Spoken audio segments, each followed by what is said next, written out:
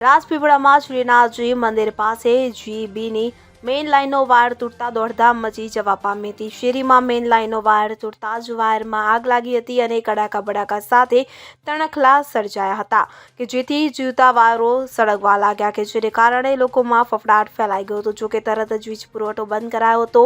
જીબીને જાણ કરાતા તરત જ સમારકામ ચાલુ કરવામાં આવ્યું હતું. મહત્વનું છે કે જે સમયે આ ઘટના ઘટી તે સમયે લોકોની અવરજવર ઓછી હોવાથી કોઈ જાનહાનિ થવા પામી ન હતી.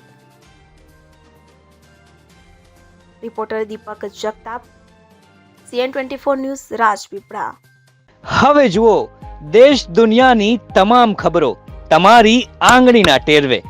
ઉઠાવો મોબાઈલ અને Google Play Store પરથી ડાઉનલોડ કરો અમારી CN24 ન્યૂઝ મોબાઈલ એપ.